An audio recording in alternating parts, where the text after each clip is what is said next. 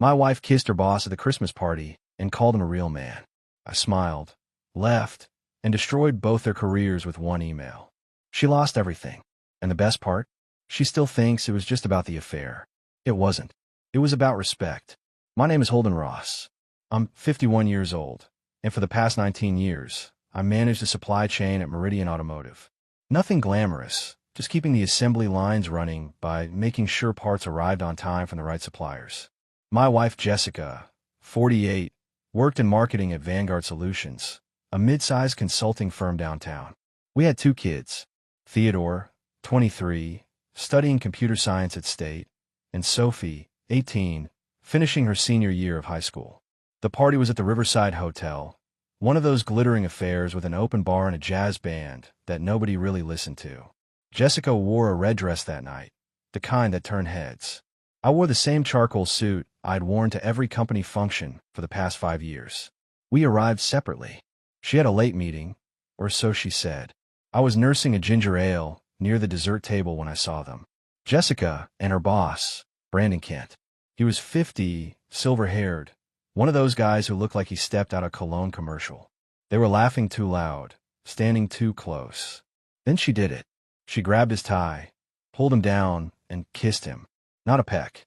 A real kiss. The kind that makes people shift uncomfortably and suddenly find their phones fascinating. The room went quiet for just a second, that awkward silence where everyone knows something inappropriate just happened, but nobody wants to acknowledge it. Then Jessica pulled back, grabbed a champagne flute from a passing waiter, and raised it high. "Ladies," she announced, her voice carrying across the ballroom. "This is what confidence feels like. This is what ambition looks like." She gestured toward Brandon, who stood there grinning like he'd just won the lottery. "This is what a real leader inspires." Her eyes found mine across the room. She was waiting for me to react, to make a scene, to give her the drama she wanted. I could feel people watching, waiting to see what the boring husband would do. I smiled. Not a fake smile, not a grimace. A genuine, calm smile. Then I set down my glass, straightened my jacket, and walked toward the exit. No scene, no shouting, just footsteps on marble floors and the muffled sound of the jazz band starting up again behind me.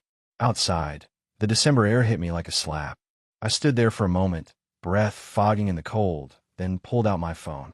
The email was already drafted, had been for 2 weeks. Subject line, compliance concerns, urgent review required. Attached were 3 audio files, 2 PDF scans, and 1 video clip. Time-stamped, verified, damning. I hit send to 1 recipient. Just 1. Then I got in my car and drove home. The party would continue for another 2 hours. Jessica would keep laughing, keep drinking, keep pretending she'd just made some bold feminist statement. Brandon would bask in the attention, thinking he'd scored some kind of victory. They had no idea what I just set in motion. By the time Jessica stumbled through her front door at 2 in the morning, her phone would be ringing, and the voice on the other end would change everything. The call came at 3:47 in the morning.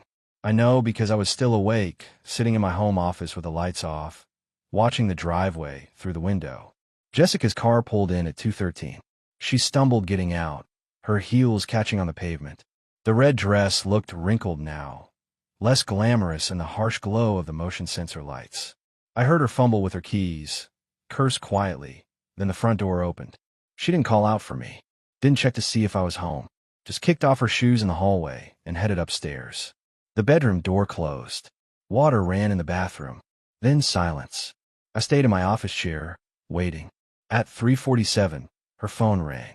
I heard it through the walls, that shrill ringtone she'd set for work contacts. Once, twice, 3 times. Then it stopped. 30 seconds later, it rang again. This time she answered. Her voice was muffled, groggy, confused. I couldn't make out the words, but I heard the tone shift. Confusion to alert. Alert to panic. Footsteps overhead. Fast, uneven. The bedroom light clicked on, spilling into the hallway. More footsteps. Then I heard her laptop open, the familiar startup chime. I stood up, stretched, and walked to the kitchen. Put on a pot of coffee. The ritual of it felt appropriate. Measure the grounds. Pour the water. Press start. The machine hummed to life. Jessica came down 5 minutes later. Her face was pale, makeup smeared under her eyes. She wore an old college sweatshirt and pajama pants. The laptop was clutched against her chest like a shield. She stopped when she saw me standing there, coffee mug in hand. "You're awake," she said, her voice flat. It wasn't a question. I took a sip. Couldn't sleep. She stared at me for a long moment, trying to read my expression. I kept it neutral, pleasant even, like we were discussing the weather. "Brandon called," she said finally. "Did he?" I raised an eyebrow. Bit late for a work call. Her jaw tightened. "He said you sent him something. An email." "Did I?" I set down my mug, leaned against the counter. What did it say? Jessica's hands were shaking now. She opened the laptop, turned it toward me. On the screen was my email. Subject line visible. Attachments listed below. She hadn't opened them yet. Smart. Part of her didn't want to know. "What is this, Holden?" Her voice had an edge now. Fear masked as anger. "Evidence," I said simply. "Compliance documentation. Brandon should review it carefully. You both should." "Evidence of what?" I walked past her, refilled my coffee. "You know what, Jessica? You've known for months. The question isn't what I have. The question is what you're going to do now that other people have it too." She followed me into the living room. "Who else has this?" "Holden, who did you send this to?" I sat down in my reading chair, the one by the window. "Someone who deserves to know the truth. Someone who's been lied to as much as I have." Her face went white. "You didn't. Tell me you didn't send this to his wife," I finished. "Miranda. She was very receptive when I reached out last month. Turns out she had her own suspicions about Brandon. And when I showed her what I'd found, well, she had some interesting information to share with me too." Jessica's legs seemed to give out. She sank onto the couch, laptop sliding from her hands onto the cushions. "You've been planning this." "For 6 months," I confirmed. "Since I found the first hotel receipt." "You weren't very careful, Jessica." "Same credit card we use for family expenses. Same calendar you share with me. You really thought I wouldn't notice." She opened her mouth, closed it, opened it again. "The party. Tonight. That was the trigger," I said. "I needed something public. Something undeniable. You were kind enough to provide exactly that." "Holden, please." Her voice broke. Real tears now, not the angry kind. "We can fix this. We could talk about this." I stood up, walked to the stairs. "Brandon's phone is ringing right now because Miranda sent him the full file. Security footage. Bank statements. Some very interesting emails about non-disclosure violations during the Caldwell merger. That one's particularly problematic for him, since he signed a fiduciary agreement." I paused at the bottom of the stairs, looked back at her. "You wanted everyone to know what a real leader looks like, Jessica. Now they will. Just not the version you were hoping for." I climbed the stairs, leaving her sitting there in the dark with her laptop and her panic. Behind me, her phone started ringing again. Monday morning came with a gray sky and freezing rain. I dressed in my usual work clothes, ate breakfast alone while Jessica stayed upstairs, and left the house at 7 sharp. The roads were slick, traffic slow, but I didn't mind. I had time. Meridian Automotive's headquarters sat on the east side of town, a sprawling complex of offices and warehouses. I'd worked there for 19 years, built every supplier relationship from scratch after the 2009 crisis nearly bankrupted the company. I knew which vendors would bend on price, which ones never missed a deadline, which account managers drank too much at Christmas parties and needed gentle reminders to check their email. I pulled into my parking spot, grabbed my briefcase, and headed inside. My office was on the 3rd floor, a corner space with windows overlooking the loading docks. I set down my coffee, opened my laptop, and started drafting my resignation letter. Not immediate. That would be suspicious. But 90 days, citing the executive transition clause in my original contract. The clause nobody remembered because it was buried on page 47 of a document signed nearly 2 decades ago. That clause gave me discretionary oversight of vendor relationships during any transition period exceeding 60 days, which meant for the next 3 months, I could approve or pause any supplier contract, review any vendor agreement, flag any compliance concern. And 3 of those vendors were the exact ones Jessica's department relied on for their flagship Q1 product launch. I was halfway through the letter when someone knocked on my door. "Come in," I called, not looking up. The door opened. Heels clicked on the tile floor. I glanced up and froze. Miranda Cole stood in my doorway. 42, dark hair pulled back in a tight bun, wearing a charcoal business suit. She worked in HR at Vanguard Solutions, Jessica's company. We'd met exactly once, at a joint company charity event 3 years ago. I remembered because she'd been polite, professional, and had left early with a headache. "Mr. Ross," she said. Her voice was steady, but her eyes were red-rimmed. "I hope you don't mind. I got your office address from the company directory." I stood up, gestured to the chair across from my desk. "Please, sit." She closed the door behind her, sat down with her purse clutched in her lap. "I wanted to thank you for what you sent me Friday night." "You don't need to thank me," I said. "You deserve to know the truth." Miranda looked down at her hands. "Brandon and I were together for 3 years. Back before he made VP. He promised we'd get married once his divorce was finalized. That was 7 years ago." She laughed, bitter and sharp. "Turns out his divorce was finalized 6 years ago. He just never mentioned it." I sat back down and waited. People needed to talk sometimes. Needed someone to just listen. "I have something for you," she continued. She reached in her purse and pulled out a flash drive. Set on my desk like it was made of lead. Security footage from Vanguard servers. I've worked in HR there for 12 years. I have access to things most people don't. I picked up the drive, turned it over in my hand. "What's on it?" "Evidence," she said. "Brandon and your wife weren't just having an affair. They were discussing merger details with Caldwell Industries. Private information. Before the deal was approved by the board. Before NDAs were even signed." My pulse quickened. "That's a securities violation." "It's worse than that," Miranda said. "Brandon was feeding information to a friend who works at Caldwell. Insider trading adjacent, if not outright illegal. Your wife was in those meetings. She knew what he was doing." I stared at the flash drive. This was bigger than I'd expected. Bigger than an affair. This was career-ending for both of them. "Why are you giving this to me?" I asked.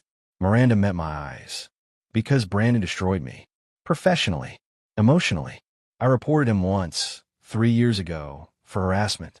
He had it buried. Had my performance review tanked. I almost lost my job." She stood up. "Now I'm giving you the weapon I never had.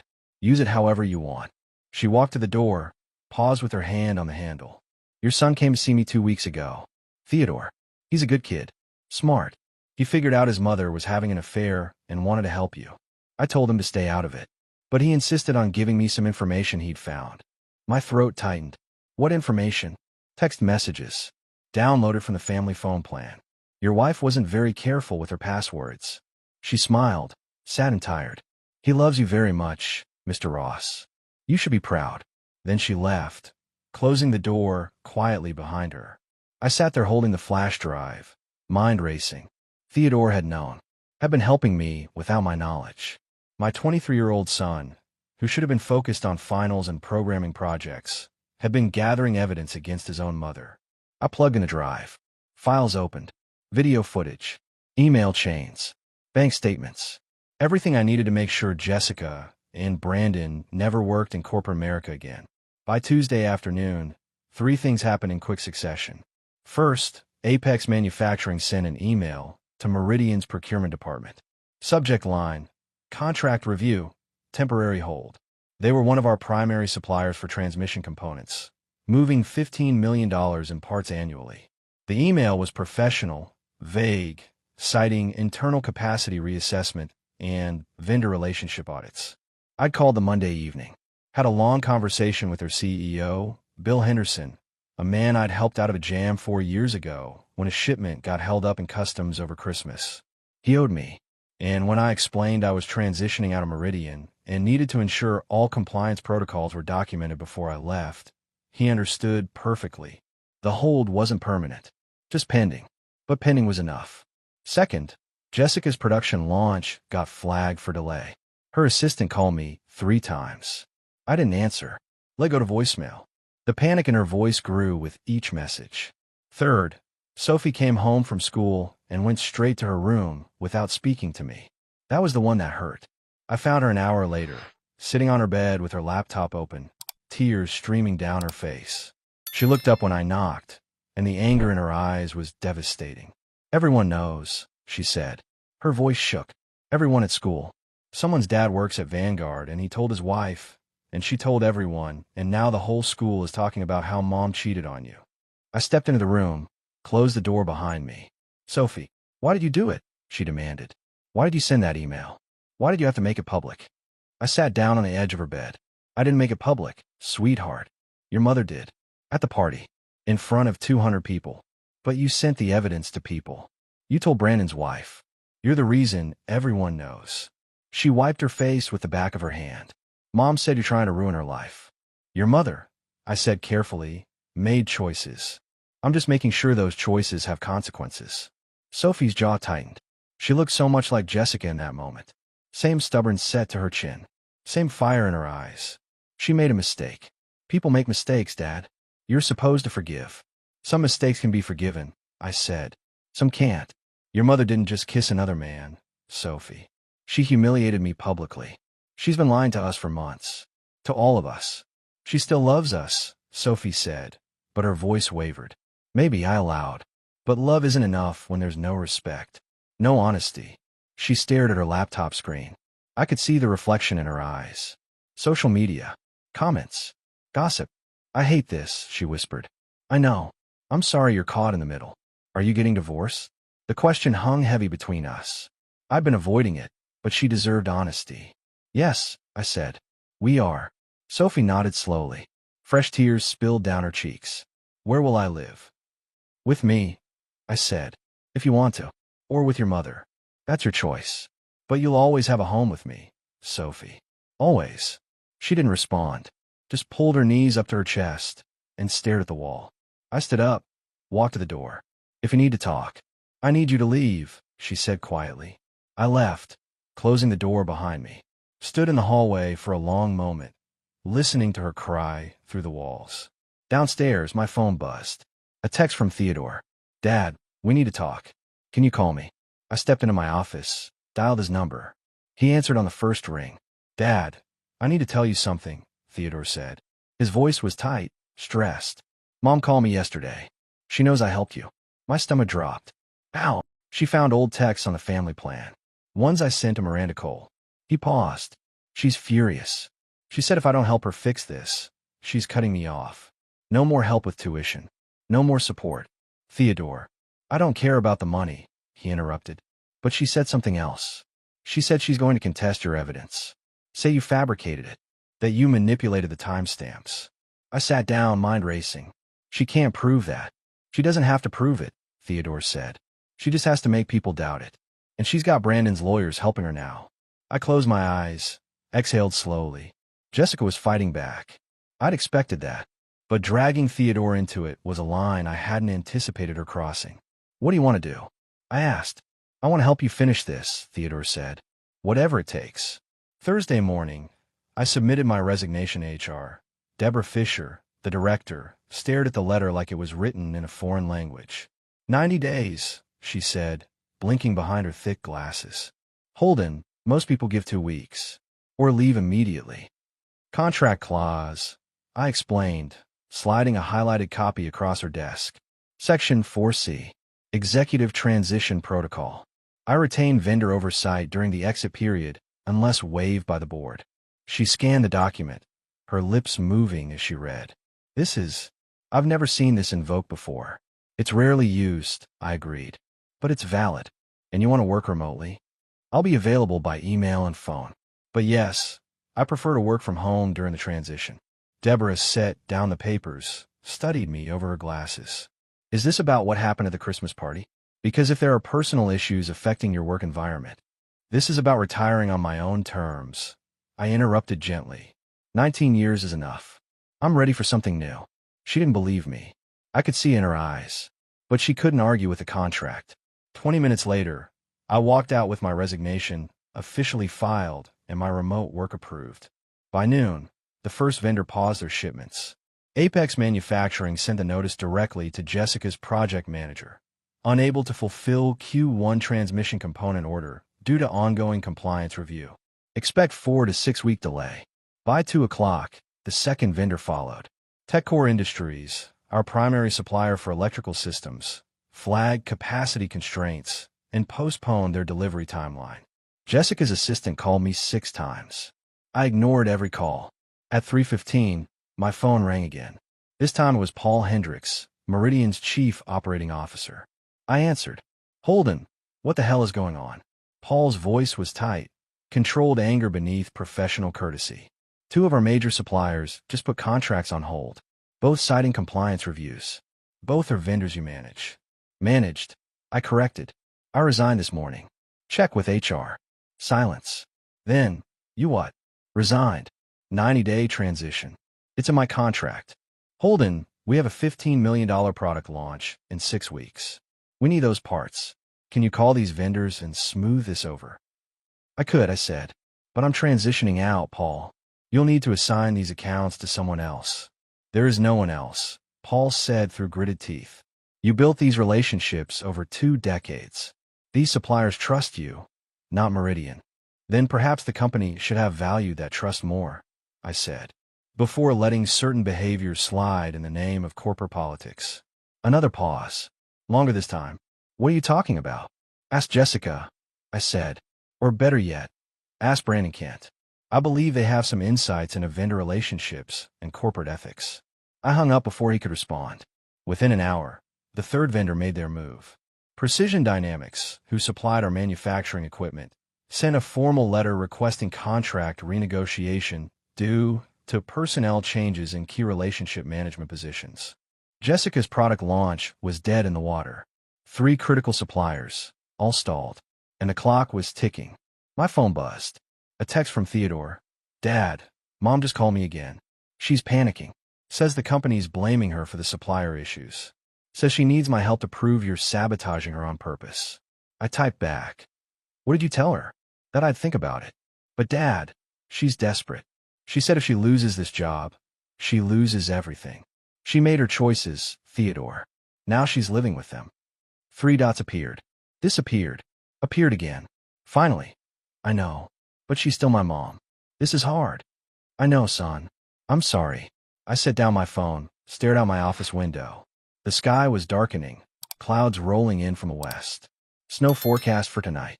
My computer chimed. Email notification. From Miranda Cole. Subject line. You need to see this. I opened it. Inside was a forwarded message chain. Internal Vanguard communications. Between Brandon Kent and someone named Richard Ashford, CFO of Caldwell Industries. The emails dated back 6 months. Detailed discussions about the merger. Specific numbers. Confidential projections. Information that should never have left Vanguard secured servers. And Jessica's name appeared in 3 of the forwarded threads. Not as a direct participant, but copied in the original messages. She'd seen this information, known what Brandon was doing. This wasn't just an affair anymore. This was corporate espionage. Securities fraud. The kind of thing that didn't just end careers. It ended them with lawsuits and possible criminal charges. I forwarded the email to my attorney with a note. Please review and advise on legal implications. Then I leaned back in my chair and waited for the next domino to fall. Friday evening. I was in my study reviewing financial documents when I heard the front door open. Footsteps in the hallway. Light, careful. Sophie was home from school. Sophie. I called out. Yeah, it's me, she answered. Her voice sounded strained. I set down my pen, walked to the doorway.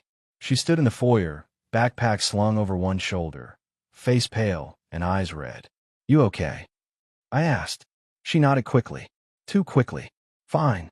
Just tired. Lots of homework. Want some dinner? I can order pizza. Not hungry. She headed for the stairs. I'm just going to my room. I watched her climb the steps, something nagging at the back of my mind. The way she wouldn't meet my eyes. The tension in her shoulders. But I let it go. She was 18, dealing with her parents' divorce. Of course she was struggling. I returned to my study, pulled up the vendor contracts on my laptop, started drafting transition notes that would be useless to whoever tried to take over my accounts. An hour later, I heard Sophie's door open. Footsteps in the hallway. They paused outside my study. I glanced up. The door was cracked open about 2 inches. Through the gap, I could see a shadow. Sophie, standing there, listening. I kept working, didn't acknowledge her presence. After a moment, the footsteps retreated. Her bedroom door closed. Something was wrong. I stood up, walked quietly down the hallway, stood outside her door, listening. I could hear her voice, muffled but urgent. She was on the phone. I'm looking right now, Sophie whispered. He keeps everything in his study. There's files everywhere. My blood went cold. I know, Mom. I'm trying. But what if he catches me? Silence. Then, okay, I'll try the desk drawers. But I need to go. He might hear me. I stepped back from the door, moved quietly back to my study, sat down at my desk, left the door wide open this time. 5 minutes later, Sophie appeared in the doorway. Dad, can I borrow your phone charger? Mine broke.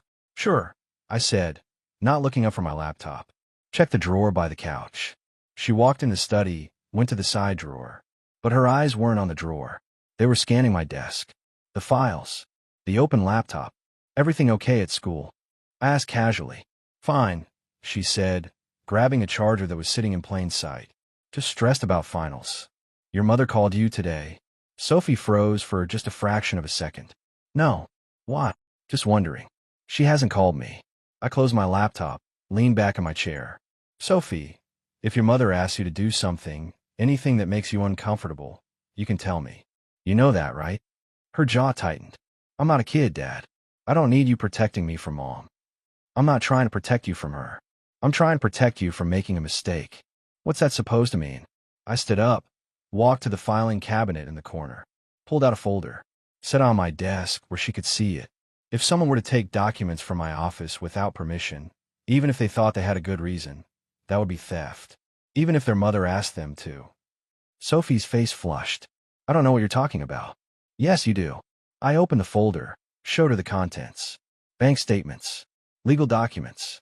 All of them carefully prepared. All of them meaningless. Your mother thinks if she can find evidence that I planned this divorce, that I manipulated evidence, she can fight back in court. Did you? Sophie's voice shook. I documented the truth, I said. But if your mother wants documents, she can have them. Through her lawyer. Through legal channels. Not through you. She's losing everything, Sophie said, tears starting in her eyes. Her job, her reputation, her marriage. She just needs something to fight back with. And you think stealing from me will help her? It's not stealing if it's helping Mom. The words hung in the air between us. Sophie realized what she'd admitted. Her face went pale. Sophie, I said gently, your mother is using you. She's putting you in a position where you could get in serious trouble. That's not love. That's manipulation. You don't understand, she whispered. She's crying every night. She can't sleep. She says you're destroying her, and she doesn't know how to stop you. I'm not destroying her. Her own actions are destroying her. There's a difference. Sophie wiped her face with the back of her hand. I hate this. I hate what's happening to our family. I know, sweetheart. So do I. She stood there for a long moment, torn between loyalty to her mother and what she knew was right. Finally, she turned and walked out of the study. I heard her bedroom door close. Then, faintly, the sound of crying. I sat back down at my desk, pulled out my phone, and texted Theodore. Sophie, try to take documents from my office tonight. Jessica put her up to it. Keep an eye on your sister. The response came quickly. Already knew. She called me yesterday, asking if I'd help. I told her no. She didn't listen. What do? I typed. Let her take the fake files. Let Mom think she won. Then watch what happens next. I stared at the message. My son, 23 years old, thinking 3 moves ahead. He learned that from me. I just never thought I'd be using those lessons against my own family. But Theodore was right. Sometimes the best move was letting your opponent think they'd won. I left the folder on my desk, unlocked, accessible, and waited to see what Sophie would do. Monday morning brought the news I've been waiting for. Theodore called at 8:15, his voice tight with barely contained anger. Dad, it's all over the business news. Vanguard just announced emergency resignations. Brandon Kent and 3 other executives. Mom's name is on the list. I was in my kitchen, coffee in hand, watching the morning light filter through the windows. What's the official statement? Personnel changes to ensure continued excellence in corporate governance, Theodore read. They're not giving details, but everyone's speculating. The comment sections are brutal. How's your mother handling it? Haven't talked to her. She's not answering my calls. He paused. Dad, there's something else. A law firm called me this morning. Garrison and Associates. They said Vanguard is being sued by Caldwell Industries for disclosure violations during the merger. My grip tightened on the coffee mug. How much? $8 million. They're claiming breach of fiduciary duty. That confidential information was leaked during negotiations. The number hit harder than I'd expected. $8 million. That wasn't just career-ending. That was potentially criminal. Theodore, listen to me carefully, I said. If anyone contacts you, reporters, lawyers, anyone, you refer them to my attorney. Don't answer questions. Don't speculate. Understand? I understand. But Dad, if this goes to trial, they might call me as a witness. I helped gather some of that evidence. You documented what you observed on our family phone plan. That's legal. You're protected. I set down my mug. Are you okay? Honestly, no. This is my mom we're talking about. Even after everything, I didn't think it would get this big. I know, son. Neither did I. After we hung up, I pulled up the news on my laptop. The headline was stark: Vanguard Solutions faces lawsuit after executive misconduct scandal. The article was careful, legally vetted, but the implications were clear. Brandon Kent and Jessica Ross had engaged in inappropriate conduct that compromised a major acquisition. The company was distancing itself, throwing them under the bus to save its reputation. My phone rang. Unknown number. I answered. Mr. Ross. A woman's voice, professional but cold. This is Jennifer Caldwell, General Counsel for Caldwell Industries. I'd like to discuss your role in bringing certain information to light. I'm listening, I said. We're pursuing legal action against Vanguard Solutions and several individuals, including your wife. The evidence you provided through Miranda Cole was instrumental in building our case. We'd like to formally thank you and discuss potential cooperation. I documented the truth, I said. What you do with it is your business. We may need you to testify about the timeline of when you discovered the affair, when you learned about the disclosure violations, what steps you took. I'll cooperate fully, I said, through my attorney. Of course. One more thing, Mr. Ross. We're also pursuing individual liability. Your wife could face personal financial damages in the millions. I wanted you to be aware. After she hung up, I sat in the quiet kitchen, processing. Individual liability. That meant they'd go after Jessica's personal assets. Whatever she had left after the divorce would be vulnerable. The house, her retirement accounts, everything. My phone buzzed. Text from Sophie. Is it true? Is Mom being sued for $8 million? I called her. She answered on the first ring, her voice small and frightened. Dad, what's happening? Your mother made some serious mistakes at work, I said gently. Now, there are consequences. But $8 million? She doesn't have that kind of money. What's going to happen to her? I don't know, sweetheart. The lawyers will figure it out. This is because of what you sent to people, isn't it? This is your fault. The accusation stung, but I kept my voice steady. No, Sophie. This is because your mother broke the law. I just made sure the right people knew about it. You're destroying her. Sophie's voice shook with tears. You're taking everything from her. Her job, her money, her reputation. When does it stop? It stops when the truth is fully acknowledged, I said. Not before. She hung up without saying goodbye. I stood there holding my phone, staring at the blank screen, and for the first time since this started, I felt the weight of what I'd set in motion. Jessica wasn't just losing her career. She was losing her future, her security, everything she'd built. But she'd kissed another man in front of 200 people, had humiliated me, had broken laws to advance her affair. Some fires, once started, couldn't be controlled. You just had to let them burn. Tuesday afternoon, I met with my attorney, David Sterling, in his downtown office. He spread documents across his desk like a surgeon laying out instruments. The divorce will be finalized within 60 days, David said, pointing to a timeline. Jessica's attorney is trying to negotiate, but she has no leverage. The prenup is ironclad, the evidence is overwhelming, and now with a lawsuit. What about the house? I asked. Yours. Pre-marriage asset. She has no claim.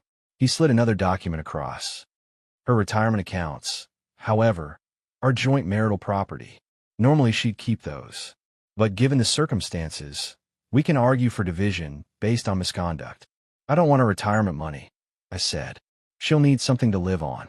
David raised an eyebrow. You're being generous. I'm being practical. If she has nothing, she becomes a burden on the kids. I'd rather she have some dignity left. Fair enough. He made a note. Now, about the Caldwell lawsuit. They're moving fast. Discovery starts next month. You'll likely be deposed. What do I need to know? Tell the truth. Stick to facts. Don't editorialize. You documented your wife's affair. discovered the disclosure violations, and reported them to appropriate parties. That's it. And Jessica, David's expression hardened.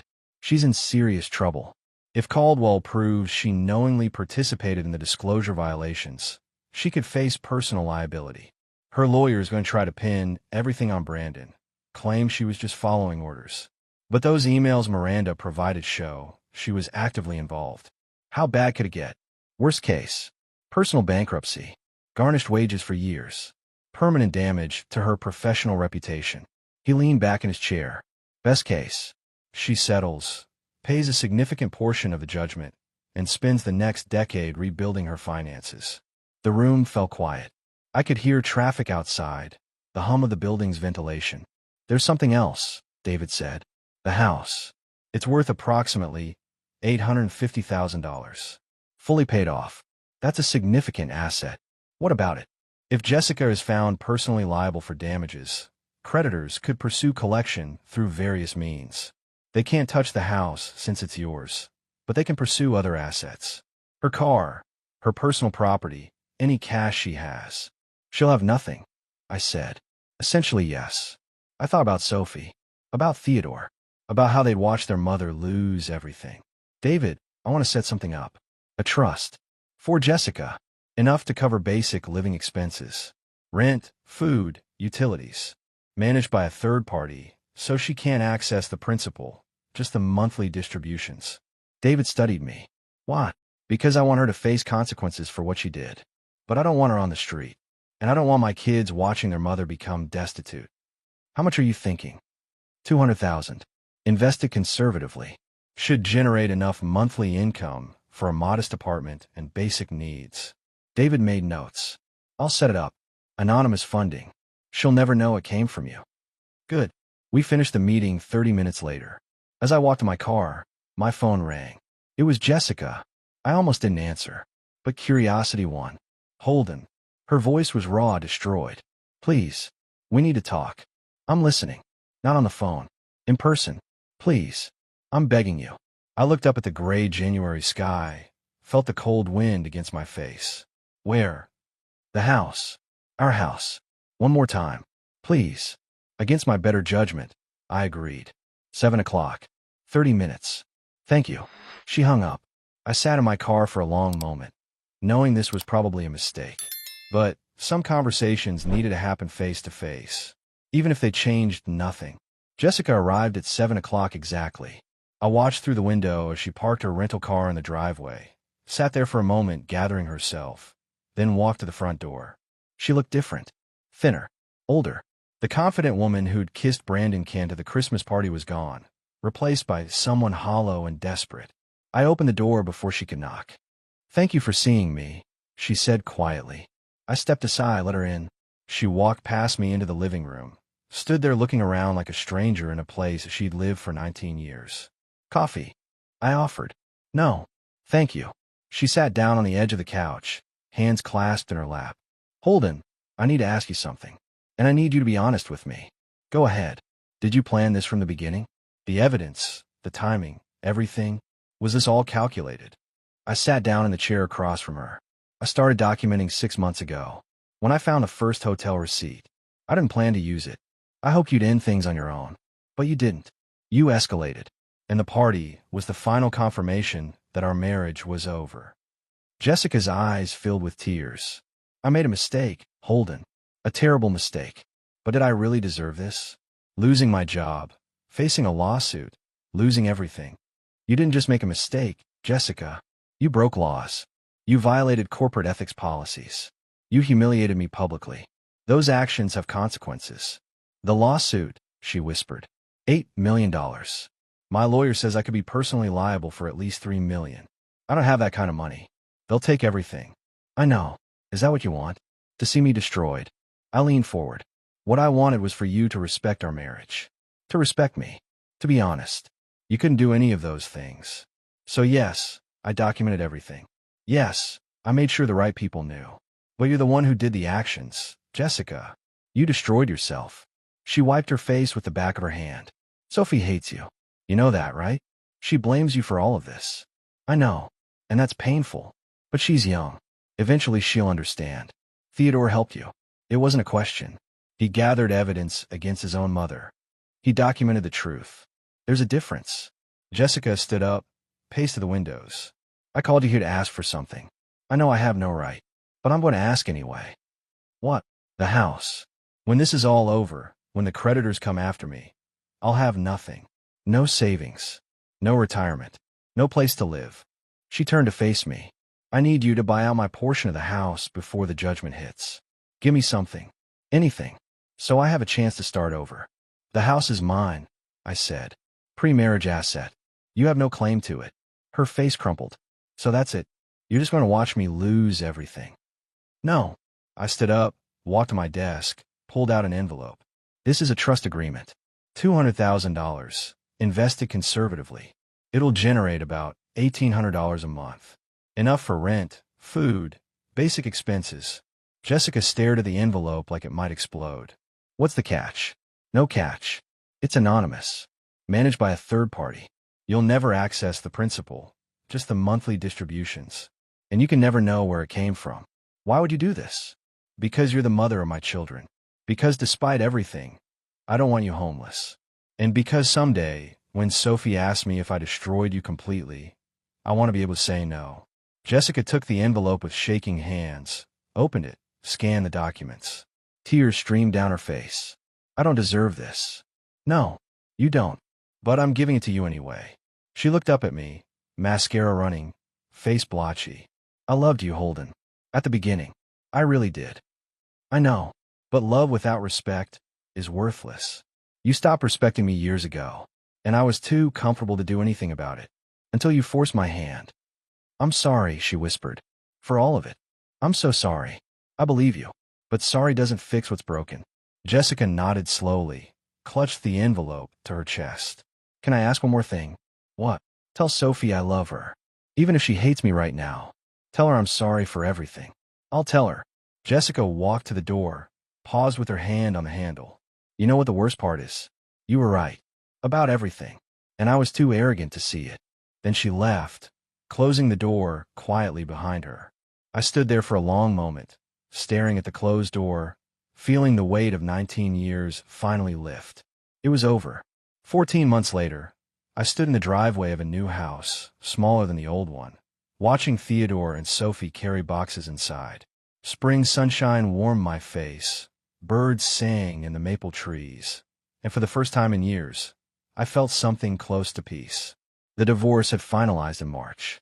Jessica received the trust fund payments, found a small apartment across town, and took a job as a marketing coordinator at a nonprofit. The Caldwell lawsuit settled for $2.8 million. She'd be paying it off for the next decade, but at least she had something to live on. Theodore graduated in May, landed a software engineering job in Seattle, making $90,000 a year. He called me every Sunday, without fail. Our relationship, strained during the divorce, had healed into something stronger. Sophie had been harder. She'd spent months angry, confused, torn between her parents. But slowly, as the truth came out, as she watched her mother's behavior and my consistency, she'd started coming around. She was living with me now, finishing her senior year at a new school, talking about college. Dad, where do you want this? Sophie called from the doorway, holding a box labeled kitchen plates. Counter's fine. I called back. We'll organize later. She disappeared inside. Theodore emerged a moment later, wiping sweat from his forehead. That's the last of the heavy stuff, he said. The movers did most of it, but I wanted to make sure your desk made it in one piece. Thanks, son. I appreciate it. We stood there in comfortable silence, watching Sophie through the window as she unpacked boxes. You happy? Theodore asked. Getting there, I said. It's been a long road. Mom called me last week. She asked about you. How's she doing? Better, I think. She's in therapy, finally dealing with everything. She wanted me to tell you thank you. For the trust. She figured out it was you. Ow! The monthly payment amount. It's exactly what you used to set aside for her personal spending money when you were married. She said only you would remember that number. I smiled slightly. Smart woman. She also said to tell you she's sorry. Again. For about the 100th time. I know she is. Theodore studied me. Do you ever miss her? The good parts, I mean. Before everything fell apart. Sometimes, I admit it. But you can't live in the past. You can only learn from it and move forward. That's very philosophical, Dad. I'm old. I'm allowed to be philosophical. He laughed, punched my shoulder lightly. Come on, let's get the rest of this done before Sophie makes us organize everything according to some system she found on Pinterest. We walked inside together. The new house smelled like fresh paint and possibility. Smaller than the old place, but mine. Truly mine. No memories of arguments in the kitchen. No ghost of Jessica's perfume in the hallway. Just clean slate and new beginnings. That evening, after Theodore left for his hotel and Sophie went to bed, I sat on the back porch with a beer, watching the stars come out. My phone buzzed. Text from Miranda Cole. Heard you closed on the new place. Congratulations. I typed back. Thanks. How are you? Good. Finally good. Brandon settled in his divorce. Amanda took him for everything. Justice served. And you. Starting my own HR consulting firm. Using everything I learned at Vanguard to help other companies avoid the same mistakes. It's terrifying and exciting. That's great, Miranda. Really. Coffee sometime. As friends. Just to catch up. I smiled, looked up at the stars. Yeah, I'd like that. Inside the house, I heard Sophie moving around, getting ready for bed. My daughter, who'd chosen to stay with me. Who'd forgiven me for the hard choices I'd made. Who was learning, slowly, that sometimes the right thing and the easy thing weren't the same. I'd lost a marriage. Lost 19 years. Lost the comfortable life I'd built. But I'd gained something too. Self-respect. Honesty. The knowledge that I could stand up for myself when it mattered most. The stars shone bright above me, and the future, uncertain as it was, felt wide open.